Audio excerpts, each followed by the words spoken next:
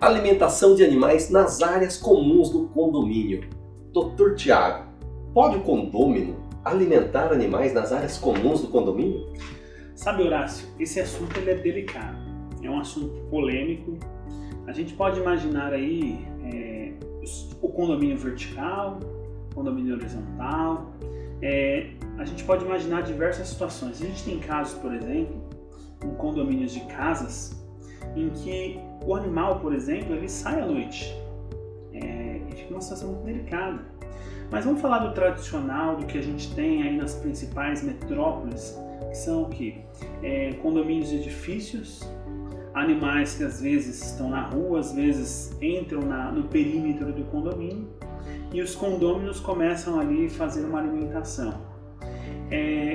Quando a gente imagina esse animal dentro da área do condomínio, às vezes a gente pode imaginar, não, é bonitinho, tem uns que falam até assim, é o gatinho do condomínio, tem até nome.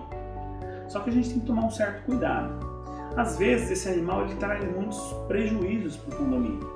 A gente tem casos em que arranham os automóveis, a gente tem casos em que eles sobem nos estofados, por exemplo, de moto e acabam com o estofado.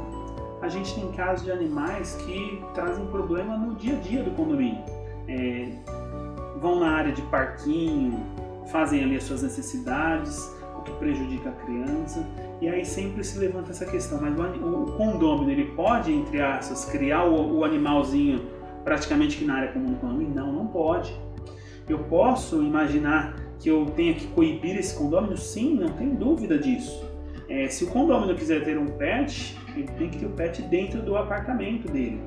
Mas eu posso sim chegar ao ponto de dizer o seguinte: esses animais eles trazem prejuízos para o condomínio e a pessoa que continuar a oferecer ali alimentos, a gente pode imaginar penalidades para esse condômino, sem dúvida nenhuma. E que tipo de penalidade podemos aplicar a esses condôminos? Vamos lá, a gente sempre inicia, eu acho que é muito bom começar sempre com uma boa conversa.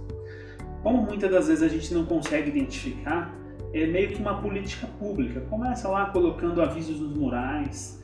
Às vezes as pessoas não entendem nem o tamanho do problema que isso pode causar. Aqui a gente comentou alguns dos problemas que pode acontecer. Muitos dos que vão nos assistir vai falar o seguinte: olha, eu não pensei nesse detalhe.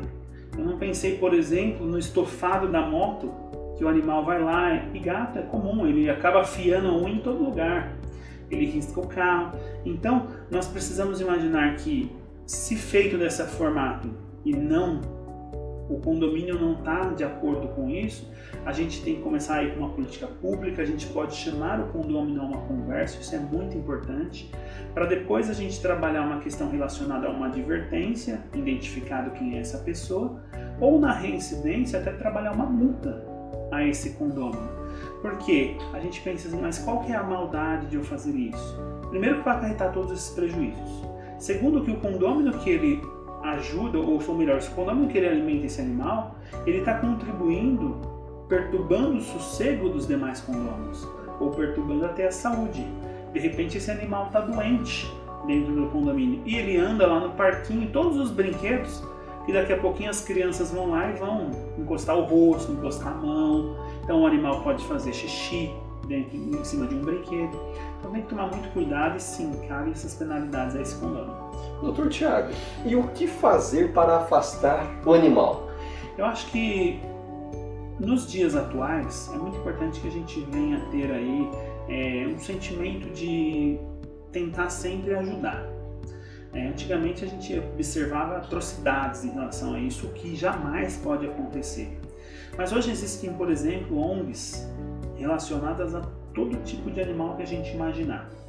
Então, chamar uma ONG para que seja retirado aquele animal do perímetro do condomínio.